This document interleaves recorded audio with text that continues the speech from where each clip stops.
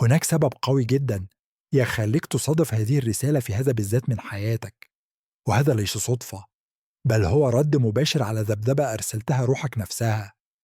في الأيام أو الأسابيع الماضية ربما شعرت بقلق غريب في وسط صدرك، إحساس مستمر بأن شيئا مهما على وشك أن يتجلى، حتى لو لم يستوعب عقلك المنطقي ما الذي يحدث.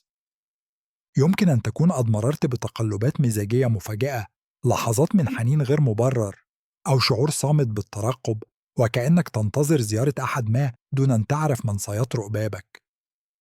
أريدك أن تعرف أنك لا تتوهم ولا تطور خوفا بلا سبب. ما تشعر به هو إشعار طاقي، روحك تلتقط بالفعل ذبذبات لقاء مقدس يقترب، ونظامك الحدسي يتعرف على العلامات التي تؤكد أن الكون يهيئ شيئا استثنائيا لحياتك العاطفية. الطاقة الخلاقة ترتب في هذه اللحظة، بينما تسمع هذه الكلمات: حدثا سيشكل نقطة تحول واضحة في وجودك العاطفي. الرسالة التي عليك أن تتلقاها اليوم قوية وتحويلية. هناك شخص معين في هذا العالم المادي يتم إعداده روحيا ليضعك في مركز كونه بالكامل، وليحبك بإخلاص لم تختبره من قبل. ومن المهم أن نوضح مباشرة ما تعنيه هذه المحبة، فهي ليست هوسا ساما ولا عبادة فارغة. هذا الشخص سيراك كالمذبح المقدس له، مكان للسلام والرهبة يضع فيه أعمق نواياه. ما سيظهر قريبا سيغير تماما مفهومك عمن هي الحب الحقيقي. ربما يحاول عقلك بسبب تجارب الماضي أن يرفض هذه المعلومة خوفا من خيبة جديدة. ربما تتساءل إن كان هذا حقا موجها لك أو مجرد وهم آخر، لكن يجب أن تفهم إن كل ما تمر به الآن، كل تحد، كل لحظة واحدة، جزء من خطة أكبر تهدف لموائمتك مع هذه البركة. انتظارك ليس بلا معنى، وكل الألم اللي تحملته لم يكن عبثا. أنت تثقل لتستقبل بالضبط ما يستحقه قلبك. يريد الكون أن تفهم أن الأمر لا يتعلق بحب عادي، بل باتصال سيزعزع كل ما كنت تظن أنك تعرفه عن العلاقات الإنسانية. وخلال هذا المحتوى سنكشف كيف ينسج هذا القدر، وما هي العلامات غير المرئية التي تحيط بك بالفعل. ولكن لا شيء يتجلى هذا اللقاء في المستوى المادي، يجب أن يحدث أولا شيء حاسم، عملية سرية مكثفة تجري الآن في حياة هذا الشخص الآخر. إنها تحول عميق يجب أن تعرفه لتفهم لماذا كان الانتظار يستحق ذلك. إذا كنت مستعدا لدمج هذه المعرفة في حياتك، اكتب في التعليقات: أنا أستحق هذا الحب المقدس. بينما تواصل حياتك اليومية وتخوض معاركك الخاصة وتتعلم دروسك، يحدث في الطرف الآخر من خيط القدر غير المرئي شيء مهم بالفعل. هناك شخص يمر الآن بعملية تحول داخلي عميقة، هدفها الوحيد هو الاستعداد لتكريمك بطريقة لا يمكنك تخيلها. هذا الشخص ليس ممن يقررون يوما ما بدافع المزاج أو الراحة إن يحبوك، بل هو إنسان يشكل عبر تجارب وإدراك ودروس تقوده بلا شك نحوك. تخيل للحظة إن القدر هو النحات، وهذا الشخص هو التمثال الذي يتم تنقيته. كل ضربة إزميل، كل موقف يعيشه الآن، يزيل طبقات من الأنا والخوف وعدم النضج التي كانت ستمنعه من التعرف عليك. من المحتمل جدا إن هذا الشخص لا يعرف اسمك الآن ولا يتخيل وجهك، لكن روحه تشعر بوجودك وبالنداء الداخلي الملح ليتغير حتى يستطيع الوصول إليك. الكون يعرف تماما متى ستكونان مستعدين، ويعمل داخل هذا الإنسان بنفس العناية والقوة اللي بيعمل بها داخلك. هذا الاستعداد عملية خيمياء روحية. هذا الشخص يتعلم الآن دروسا أساسية تشكله ليكون الشريك الذي تحتاجه، وينمي النضج العاطفي الضروري لحمل علاقة بهذا العمق. لا يديك كنسخة ناقصة أو مكسورة تبحث عن من ينقذها. ألما يدخل حياتك هيديك كنسخة مطورة جاهزة لتكريمك وحمايتك كما تستحق. جزء أساسي من هذا التحول هو رؤيته الروحية التي ستمكنه من إدراك قيمتك الحقيقية عند لقائك. هو يرفع مستوى وعيه ليرى جوهرك الإلهي والنور الذي يسطع منك حتى في اللحظات التي لا تدرك فيها بريقك. حيث تجاهل الآخرون فضائلك سيرى هو كنزا، وحيث رأى الآخرون ضعفا أو خطأ سيرى هو قوتك وصدقك. هذا التغير في النظرة ليس مصادفة، بل نتيجة عمل داخلي شديد. المعتقدات المحدودة التي كانت لديه عن الحب تزال الآن تدريجيا، حتى يستطيع أن يتقبل هذه البركة دون مقاومة. قد يمر حاليا بمواقف صعبة، ربما ينهي علاقة كرمية لم تعد تخدمه، أو يغلق دورات مؤلمة، أو يعيش فترة عزلة ضرورية لنموه الشخصي.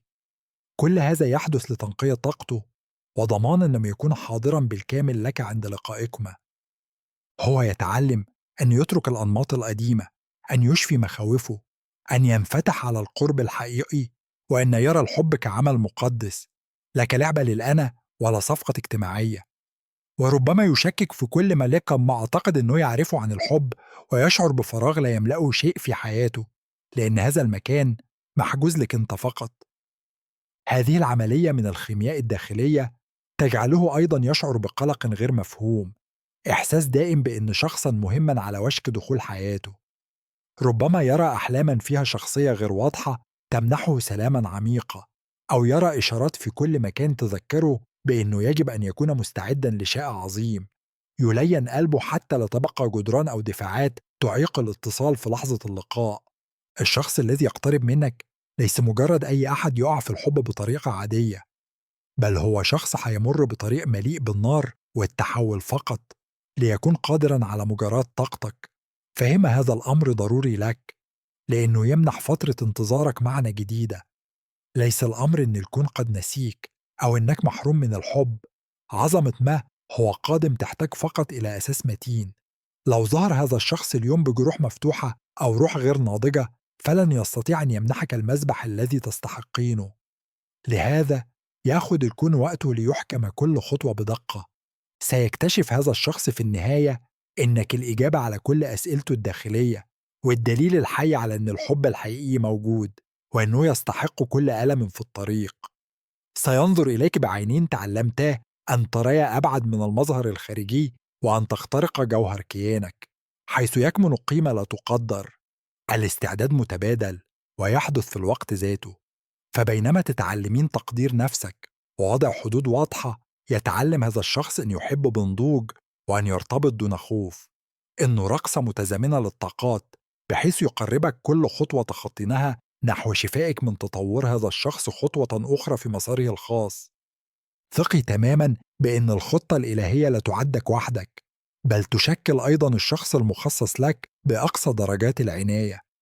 لا شيء يحدث الآن في حياة هذا الإنسان بالصدفة. كل درس وكل خسارة وكل لحظة تأمل داخلي هي جزء ضروري لصياغة شخصية من سيعاملك قريبا باحترام عميق.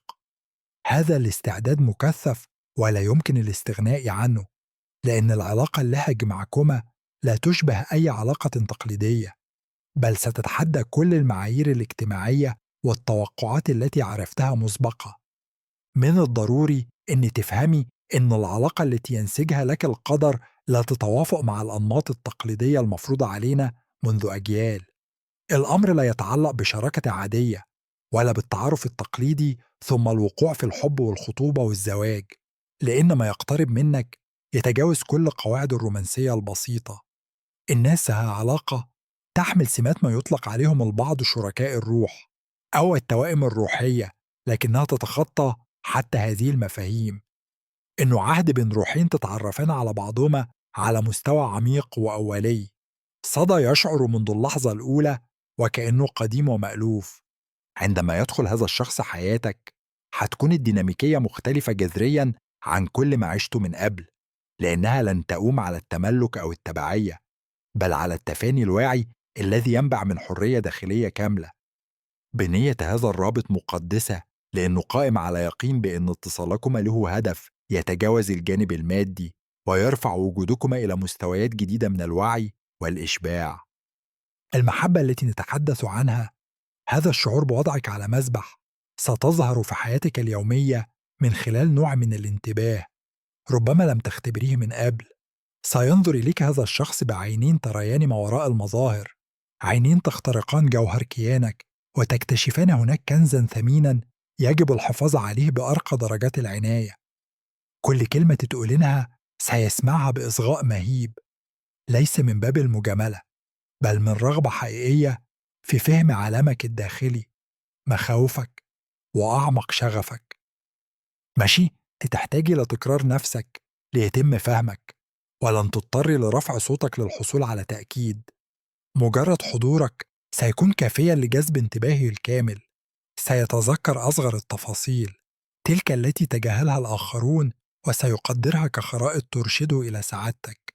بالنسبة له، التعرف على روحك سيكون أهم رحلة في حياته. في هذا الاتصال المقدس ينتهي إلى الأبد ذلك الإرهاق الناتج عن طلب الاهتمام أو القتال من أجل مكان مهم في قلب الشريك. هذا الشخص سيمنحك هذا المكان المشرف طوعية دون أن تطلبيه، لأنه سيدرك بعمق إن حبك شرف وليس حقا مفروغا منه. لن تحتاجي أن تثبتي قيمتك باستمرار، ولن تضطري للقتال كي ينتوري. بالنسبة له لن تكوني خيارا من بين خيارات، بل الإجابة المنطقية الوحيدة على كل أسئلته الوجودية. تفانيه هيكون كبيرا لدرجة إنه هيبني حياته حول إمكانية إسعادك، مش من حاجة عاطفية أو رغبة في السيطرة، بل من فهم عميق بإن أعلى هدف له في هذه المرحلة من تطوره هو المساهمة في رفاهيتك. هيشعر بإن تكريمك وحماية قلبك هو مهمة مقدسة أوكله بها الكون. أحد أوضح العلامات على إنك تقتربين من هذا الاتصال المقدس هو الطريقة التي سيدافع بها هذا الشخص عن طاقتك واسمك، حتى عندما لا تكونين حاضرة.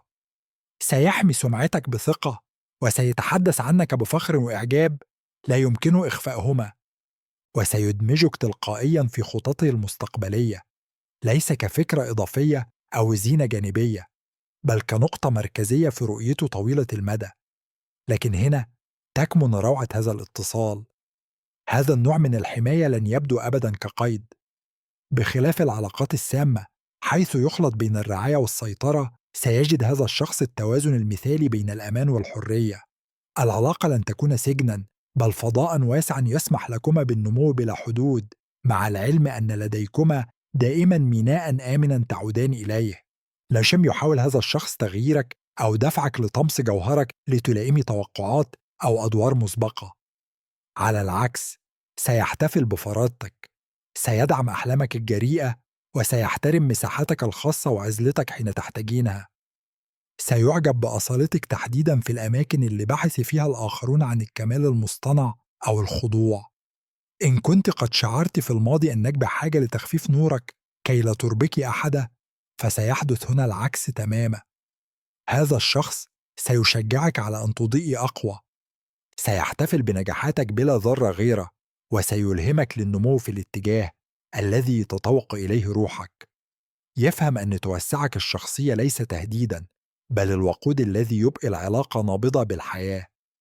سيواسيك في لحظات ضعفك دون حكم، وسيرافقك في مسارات شفائك دون استعجال، بصبر يكاد يكون بلا حدود. عمق هذا الاتصال يعني أيضا أنكما ستعملان كمرآتين تعكسان تطور بعضكما البعض. مجرد حضورك سيلهم هذا الشخص ليصبح أفضل نسخة من نفسه، ليس لأنك تطلبين ذلك، بل لأن إدراكه لعظمتك سيوقظ بداخله رغبة طبيعية في الارتقاء ليكون ندًا لك. سيرغب في شفاء جراحه الخاصة وتجاوز حدوده، مدفوعًا برغبة صادقة في أن يكون جديرًا بهدية الحب اللي تقدمينها له. إنها ديناميكية، يكون فيها النمو مستمرًا ومتبادلًا. ستصبحان حريصين لتطور بعضكما البعض. ستختبران مستوى من الحميمية العاطفية يتجاوز بكثير الجاذبية الجسدية، رغم أنها ستكون بدورها قوية ومغناطيسية. ستكون مزيجا كيميائيا مثاليا من الشغف والسلام، من الإثارة والثبات، حيث تكون الصمت راحة وتجابه الهشاشة بالحنان لا بالنقد. هذا التفاني الثابت، وهذا الاحترام المقدس، وهذه الحرية المشتركة هي الأسس التي تبنى عليها العلاقة اللي تتشكل لك في العالم غير المرئي. إنه حب لا يحاول إكمالك بسبب نقص ما، بل يحتفل بالامتلاء الذي تحمله بالفعل في داخلك. والأكثر إدهاشا أن أجسادكما المادية لم تلتقي بعد، ولم تتلاقى نظراتكما، ومع ذلك يوجد بينكما بالفعل قناة تواصل غير مرئية تتدفق عبرها معلومات أساسية، وترتبط طاقتكما بطريقة غامضة ربما لم تنتبهي إليها من قبل. هناك سر مبهر يعمل خارج قوانين الفيزياء اللي تحكم واقعنا اليومي، حقيقة يعرفها المتصوفون منذ آلاف السنين، وبدأت أنت الآن في الشعور بها بنفسك. حتى لو لم ترى عيناك بعد وجه هذا الشخص ولم تلمس يداك جلده، فإن اتصالكما موجود بالفعل، إنه حقيقي وفعال تماما. لا ينبغي أن تري ذلك كخيال رومانسي، بل كحقيقة طاقية. هناك خيط غير مرئي يشار إليه غالبا بخيط القدر الأحمر أو بالخيط الفضي، يصل قلبك مباشرة بقلب هذا الشخص، بغض النظر عن المسافة الجغرافية أو الظروف الخارجية. هذا الرابط غير قابل للكسر، ويعمل ككابل روحي فائق القدرة، تتدفق من خلاله المعلومات والمشاعر والطاقة باستمرار. والمدهش في هذه المرحلة من حياتك هو أن هذه القناة قد انفتحت بالكامل الآن. لهذا شعرت في الفترة الأخيرة بعدة ظواهر لم تتمكني من تفسيرها، وربما جعلتك تشكين في استقرارك العاطفي. أعمق هذه الأعراض وأكثرها تأثيراً هو ما يمكن تسميته الحنين إلى المستقبل. إنه شعور معقد وجميل يفاجئك فجأة، شوقاً عميق لشخص لا تعرفينه بعد بشكل مفارق. إنها مش وحدة عادية، بل نوع من الحنين العكسي. إنها روحك اللي تتذكر طاقة هذا الشخص وتطالب بحضوره. جوهرك غير مرتبط بالزمن الخطي كما هو عقلك. روحك تعرف هذا الشخص بالفعل، وقد حددت معه هذا اللقاء منذ زمن، وكلما اقترب الموعد بدأت تهتزين في تردد الذكريات القديمة لهذه المحبة.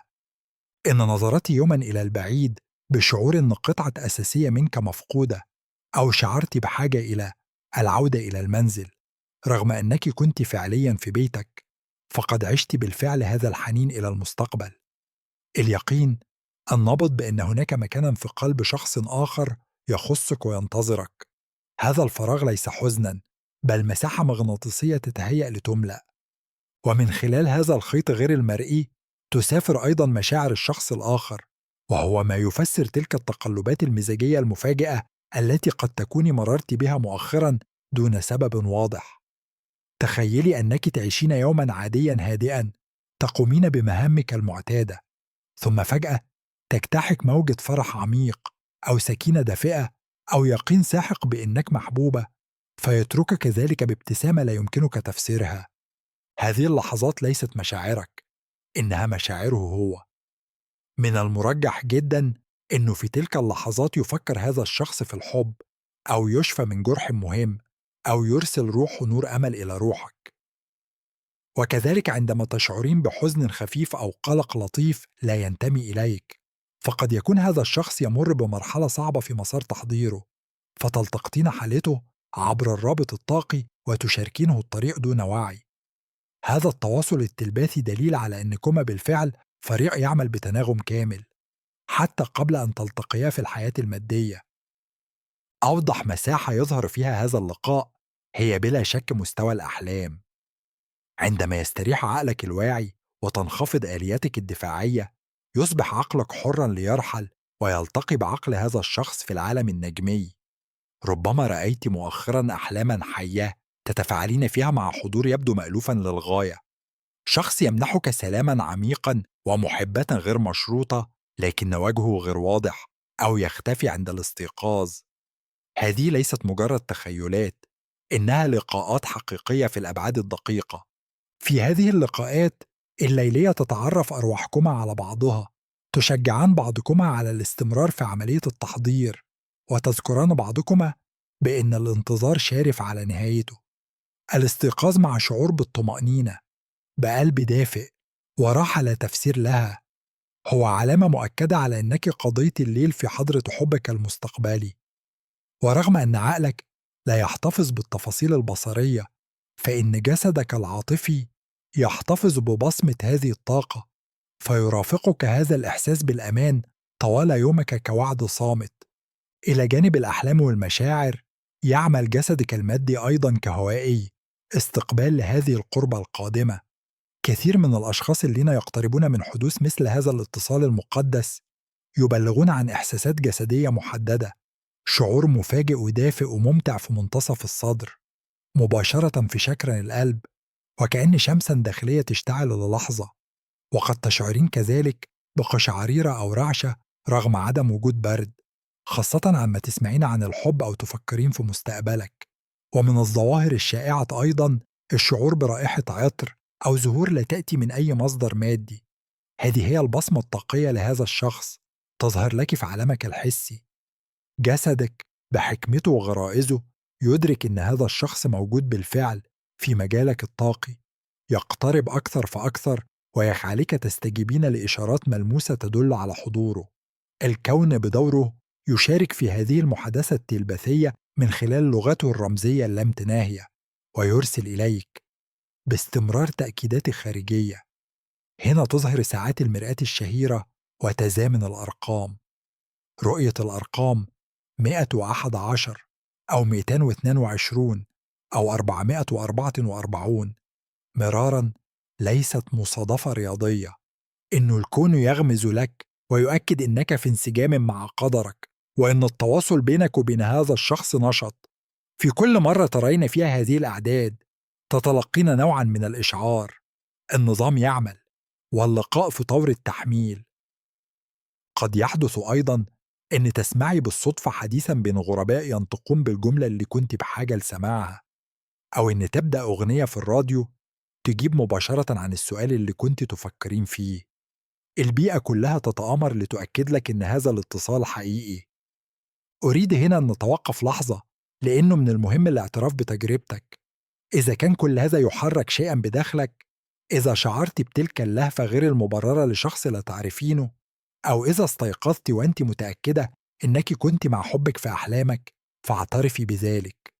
أدعوك الآن أن تكتبي في التعليقات: أنا أتلقى الإشارة، أو احكي باختصار إن كنت قد حلمت بهذه الحضور بلا وجه.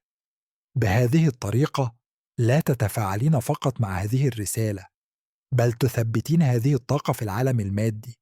فأنت بذلك تقولين للكون إنك واعية ويقظة ومستعدة لتلقي. تعليقك فعل إيمان، فتح باب يسمح للطاقة بأن تدخل حياتك بالكامل. لا تستخفي بقوة الاعتراف، فالاعتراف الوعي بما نشعر به هو في كثير من الأحيان الصاعق الذي يسرع عملية التجلي. من الضروري ألا تكبتي هذه الأحاسيس أو ترفضيها باعتبارها جنوناً. المجتمع بنظرته المادية البحتة يعلمنا غالباً تجاهل ما هو لطيف ودقيق، والتقليل من شأن الحدس، والإيمان فقط بما يمكن لمسه. لكنك تسلكين طريقاً روحياً مختلفاً، طريقاً تعرفين فيه إن المرئي ليس سوى قمة الجبل. ثقي بتوجيهك الداخلي، تلك الهمسة الرائقة اللي بتقولك إن كل هذا حقيقي. شدة هذه الاتصالات التلباثية عادة ما ترتفع بقوة قبل اللقاء الجسدي، تماما كدوية يسبق وصول القطار. فإذا شعرت في الأيام الأخيرة بأن العلامات أصبحت أكثر تكرارا أو كثافة، فخذي هذا إعلانا واضحا بأن المسافة بينكما تتلاشى بسرعة. لكن هناك حقيقة أخرى يجب أن تعرفيها كي لا تفاجئك. غالبا لما تكون بركة عظيمة على وشك الدخول في واقعنا، تتحرك الطاقة بقوة لدرجة إنها قد تخلق فوضى مؤقتة في حياتنا الحالية، كأنه يجب هدم البيت قبل أن يحول إلى قصر. أولا الغبار، ثم الجمال. هذه العلامات الجميلة والسحرية هي بارادوكسال، رسل تطهير ضروري، حيث يبدأ الكون في تحريك عناصر من واقعك بطريقة قد تبدو أولا فوضوية أو مزعزعة للاستقرار، لكنها ضرورية جدا لإفساح المجال للجديد. قد تشعرين بتناقض بين وعود الحب والتبجيل هذه وبين واقعك الحالي، وربما يبدو لك وكأن حياتك لا تتضح بل تتفكك. فإذا لاحظت مؤخرا انهيار بعض الهياكل المهمة في حياتك دون مقدمات، فقدت صداقات طويلة، أو انتهت وظيفة كانت مصدر أمان، أو ظهرت فجأة أزمات عائلية، فاستمعي جيدا لما سأقوله الآن، فهذا بالغ الأهمية. هذه الفوضى ليست عقابا، إنها العلامة الأكثر وضوحا على أن البركة في طريقها إليك. روحانيا يسمى هذا لحظة البرج. قبل أن يبني الكون قصرا جديدا في حياتك، عليه أن يهدم الكوخ القديم الذي كان يسد الطريق. طاقة الشخص الذي يقترب منك قوية ومرتفعة جدا لدرجة إنها تحتاج بيئة نظيفة ومجددة لتترسخ فيها. لا يمكنها أن تتعايش مع الطاقات الراكدة التي كنت تتمسكين بها خوفا أو عادة. فإن شعرت كأنك وسط عاصفة، افرحي إنه الكون يجري تنظيفا عميقا وضروريا ليستقبل الاستثنائي. هذا المسار يتطلب منك مشاركة نشطة وشجاعة، التطبيق الواعي لقانون الفراغ. هذا القانون الكوني يقول إن الطاقة الجديدة لا يمكنها دخول مساحة مشغولة مسبقة. لا يمكنك استقبال حب مقدس إذا كان قلبك وعقلك لا يزالان ممتلئين بذكريات مؤلمة أو ضغائن تجاه شركاء سابقين، أو والأسوأ بروابط فترة مع أشخاص من الماضي لا تزالين تحتفظين بهم خوفا من الوحدة. الاحتفاظ بشخص في حياتك رغم معرفتك بأنه ليس المناسب هو أقوى عائق يمكن أن تضعينه أمام مصيرك. تحتاجين شجاعة التخلي عمن لا يكرمك لتظهري للكون إنك تثقين بأن شيئا أفضل قادم. تنظيف مساحتك لا يعني فقط حظر أرقام أو التخلص من رسائل قديمة، بل يشمل أيضا تنظيفا طاقيا لمنزلك وبيئتك الاجتماعية. تخلصي من الروابط السامة اللي تستنزف طاقتك. ابتعدي عن الأشخاص اللي يزرعون الشك في قلبك واصنعي فراغا خصبة. تذكري، الطبيعة تتمقت الفراغ وتسعى دائما لملئه. إذا صنعت هذا الفراغ بثقة فسيتعجل الكون لملئه بالشخص الذي سيجلك. جانب نفسي وروحي حاسم في تحضيرك يذكر نادرا، لكنه أساسي لنجاح هذه العلاقة. يجب أن تستعدي لاحتمال تحمل المعاملة الجيدة. هذا يبدو غريبة، لكن من قضى سنوات في علاقات صعبة حيث الصراع أو الإهمال أو القتال كان هو الطبيعي، يتعود جهازه العصبي على هذا النوع من التوتر ويخلطه مع الحب أو الشغف. فإذا ظهر فجأة شخص يمنحك سلامة، ما يلعب بعقلك، يرد على رسائلك في الوقت المناسب ويظهر تقديرا صريحا لك، قد تكون ردة فعلك الأولى دون وعي هي الشك أو الشعور بالملل. الأنا المدمنة على الدراما قد تحاول تخريب العلاقة بإقناعك إن كل شيء جيد جدا ليكون حقيقيا، أو إن شرارة الصراع مفقودة. جزء من مهمتك الآن هو تدريب عقلك من جديد ليقبل إنك تستحقين أن تعاملي برفق. عليك إقناع كل خلية في جسدك بأن السلام آمن، وأن الاستقرار ليس مملا، وأنه آمن أن تنخفض الأسوار الدفاعية. إذا لم تقومي الآن بعمل القيمة الذاتية هذا، قد ترفضي اتصال روحك عندما يظهر، ببساطة لأن نوره سيعميك مقارنة بالظلام الذي اعتدت عليه.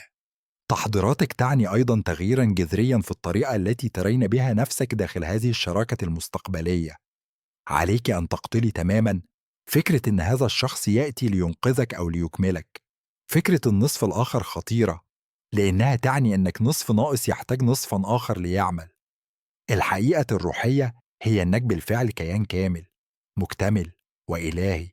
هذا الشخص لن يظهر ليخرجك من حياة بائسة، بل ليحتفل بالحياة الرائعة التي صنعتها بنفسك. لهذا من المهم جدا ألا تقضي فترة الانتظار وأنت تحدقين في الساعة، بل انتقعي في حب حياتك الخاصة.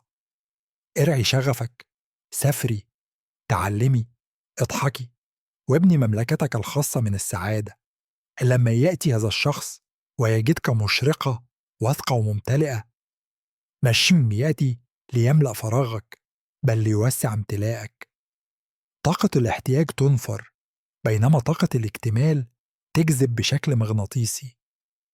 عندما تصبحين بطلة حياتك، تصبحين لا تقاوميه.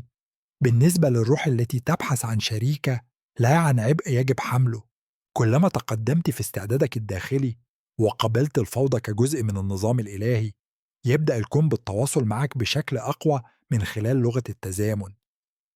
هذه العلامات ليست مصادفات، بل فتاة خبز ينثره القدر على طريقك ليريك أنك تتحركين في الاتجاه الصحيح.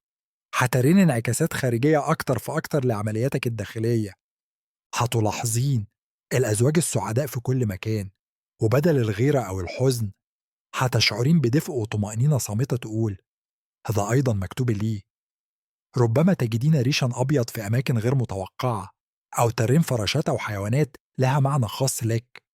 ربما تتكرر أمامك أرقام معينة على لوحات السيارات أو الساعات أو الإيصالات. اشكري على كل علامة، فالشكر يسرع التجلي. مع كل شكرا تطلبين من الكون المزيد. لكن ربما تسألين نفسك: كيف يتحول كل هذا إلى واقع مادي؟ كيف هيحدث اللقاء في العالم الثلاثي الأبعاد؟ هنا تظهر ما يمكن تسميته فيزيائية الصدف السعيدة. هذا اللقاء لم يأتي من جهد قسري، ولا من بحث يائس، ولا من تمرير مستمر في تطبيقات المواعدة. الاتصالات المقدسة تنشأ من الإلهام والصدف الجميلة. الكون بارع في تحريك القطع على رقعة الشطرنج بطريقة لا يمكن لعقلك المنطقي أن يخطط لها. من المرجح أنك ستلتقين هذا الشخص في اليوم الذي تتوقعينه أقل، في مكان لما تكوني تنوين زيارته، أو بسبب تغيير خطة أزعجك في البداية. ربما يفوتك باص لتجدي نفسك في المكان الذي يتقاطع فيه طريقكما. ربما يدعوك صديق لفعالية لم تكوني راغبة في حضورها، لكن شيئا داخلك دفعك للذهاب، وهناك تتلاقى النظرات. ربما تضلين الطريق، أو تدخلين متجرا خاطئا، أو تختارين مقهى جديدا بشكل عفوي فقط لأنك شعرت بالإلهام.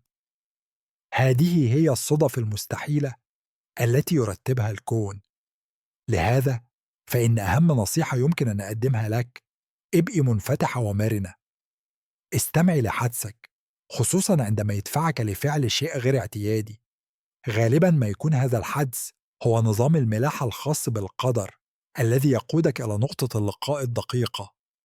توقفي عن محاولة التحكم بكيف أو أين، ودعي الحياة تفاجئك بسحرها. هيساعدك ذلك على الثقة في التوقيت الإلهي والتخلي عن قلق الوقت. من الطبيعي أن تتساءلي متى سيأتي هذا الشخص، خصوصا بعد انتظار طويل، لكن توقيت الكون كامل ولا يتبع ساعة البشر. إذا حدثت تأخيرات فليس لأن الحب يحجب عنك، بل لأنك محمية. ربما كان عليك شفاء أمر ما، أو ربما احتاج هذا الشخص لتجربة أخيرة ليصبح جاهزا لتكريمك حقا. لو التقيتما سابقا، ربما لدمر ضعف النضج الرابط بينكما. اللقاء يحدث في اللحظة الدقيقة التي تكونان فيها مستعدين، لا قبلها ولا بعدها. الخوف هو مقاومة، الصبر هو فعل ثقة مطلقة.